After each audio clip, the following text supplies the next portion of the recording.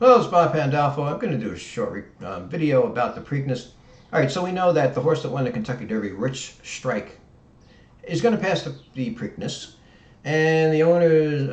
I don't know if it's the owner's decision or a trainer's decision. I guess is it's the owner's decision. It's hard to believe that a trainer like Eric Reed, who finally gets a Kentucky Derby winner, would decide not to race the horse and go for the Triple Crown. It's just hard to believe. But their reasoning was they raced him. He's been racing well with 5 to 6 weeks rest, so they want to do that again. So apparently the horse came out of the race good. So just from my point of view and the point of view of a lot of people in the industry, it's bad for the sport. I mean, there's no question about that. The trend now in modern day racing is to rest these horses more, even though that doesn't seem to help them at all. The injuries are worse than ever. Um, and there's no data that shows that a horse should race every 5 to 6 weeks. In fact, the horses that won the Kentucky Derby do very well in the Preakness. 23 horses have won the Derby, went on to win the Preakness. A colleague of mine, Derek Simon, looked at the last 75 years. 38% of the Preakness winners won the Kentucky Derby. Horses raced extremely well in 2 weeks rest. This is a young horse in the prime of his life, in absolute, career best form. He's just run the two top races of his life. Two back, he ran a career top. Then he came back with another career top in the Derby, so he might be sitting on a big race. Now, of course, you know, it's up to the trainer and everything, but this is an unfortunate thing where, we have these good horses and people don't want to run them, which is really bad for the sport because that's what generates, interest in the sport. A lot of people who watch the Derby are not lifelong fans of racing. They watch it. You have young people watching it. They see this horse win with this exciting come from behind finish. So they're like, oh, we're going to, chance for a Triple Crown winner. And no chance for a Triple Crown winner. He's not going to race.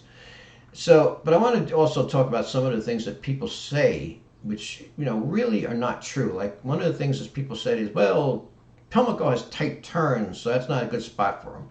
Here you have an article in the USA Today that explains, that that's just not true. There's been, and many people in the industry know this. They're both 1 mile tracks. They have almost the exact same circumference. Here's a man, Jamie Richardson, who worked at Pimlico in Maryland, and he was a superintendent for 22 years. And then he also worked at Churchill's, and he says right here, his tracks is basically the same thing. A lot of people say too, there's a speed bias at Pimlico. Not really. Here's another thing here. Pimlico myth part two: closers can't win the Preakness. I mean, actually, speed does better in the Kentucky Derby. You had a period of 4 years in a row where the horse that finished first in the Derby went wire to wire. Masculine Security, Medina Spirit, Justify. I mean, a lot of horses went wire to wire. American Pharaoh went wire to wire. And there were 4 years in a row recently where when the Preakness, that's actually pretty unusual. So it's not a speed favoring race. It's never been a speed favoring race. Some horses go wide or wide, some don't. Another thing is that people say, well, the race is too short. It's almost the same distance. The Kentucky Derby is 1.25 miles. The Preakness is 1.316 miles, only a 16th of a mile shorter. That doesn't make any difference. I mean, a horse that can win at 1.25 miles can win at 1.3, 13/16. I mean, 3/16. Rich Strike won the Derby because out of the closers in the race, he got the better trip. I mean, he was further back, and the pace was an insane pace. They went 21 3 to the quarter, and he was on the inside. Some of the other closers were either a little too close to the pace, so they got burned up a little bit, trying to keep up, or they had the race wide. But Sonny Leone, worked out a beautiful trip. Now, that's the way racing is. I mean, it has a lot to do with the pace. Now, a lot of people also saw him come from behind and thought, well, the Belmont's perfect because it's a longer distance, but that has nothing to do with it. Again, it's up to the pace. The Belmont is actually a very difficult race to win from far off the pace. And, again, people that have been following the sport for a long time, they know that because what happens in the Belmont is it's very unlikely that you get a fast pace because it's 1.5 miles. So the jockeys tend to slow the pace down, knowing that they have to save their horse because it's such a long race. So the Belmont is usually a slowly run race. So if Rich Strike's going to win the Belmont, he's going to have to figure out a way to stay closer.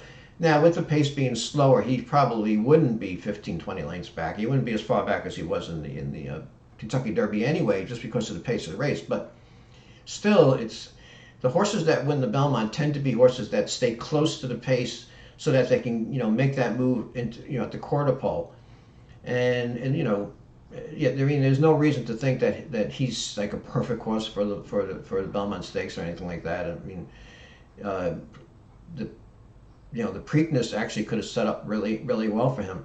And as far as, like, again, about the 2 weeks, there's no reason to believe that horses can't race well in 2 weeks. You don't have to rest them 5 or 6 weeks.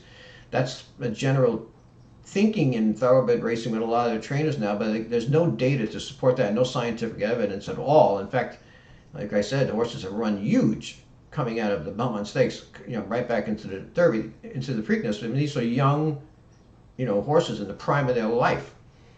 So I just want to talk about a few of those things. And, it is bad for the sport, but look, that's the decision they made, so what are you going to do? I mean, but if you keep horses in the barn and you keep retiring these horses after they race 6, 7, 8 times, it's a sport killer.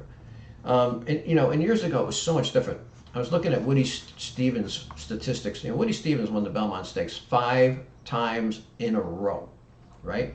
And he raced his horses in between races. Like, he believed, and he said this publicly, he says, well, to get a horse to run 1.5 miles, he says, you have to race him into the race. So he would race him a week before.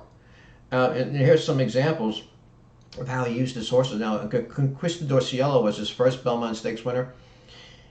Before he went into the Belmont Stakes, he put him in the Met Mile a week before.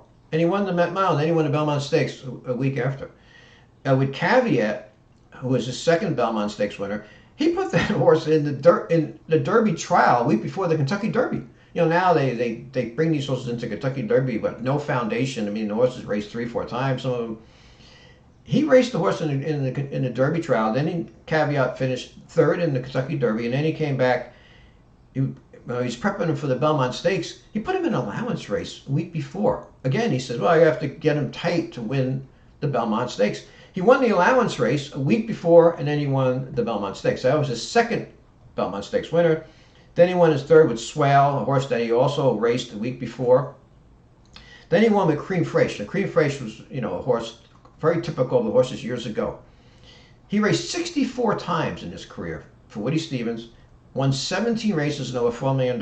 And he raced that horse up, hard, a little harder than they do now, and raced him, right before the Belmont Stakes. And he did the same thing with Danzig Connection, who was his 5th straight Belmont Stakes winner. He raced him in the Peter Pan, and then he came back and he won the Belmont Stakes. And that makes a lot of sense, because the Belmont Stakes is a grueling race. When you watch the Belmont Stakes, there have been a lot of really good horses that they kind of come up on the final turn, and then they get close to the quarter pole, and they run out of gas. I mean, they just their legs get rubbery. And, a lot of it, you could say some of it's because they don't have enough class or something, and they're not bred for stamina or something, but a lot of it is just bad conditioning by the trainers who are racing, trying to train him up to this 1.5 mile race. And Woody Stevens, you would think that since he won 5 in a row, maybe trainers would say, hey, maybe we'll try what he did, and race him, more up to the race. But anyway, that's just the way racing has changed. You keep the horses in the barn, though. That's like, years ago, when I was a little boy, I used to go to Yankee games. My uncle would take me once a year, and my dad took me. And Mickey Mantle always was in the lineup, unless he was injured, of course.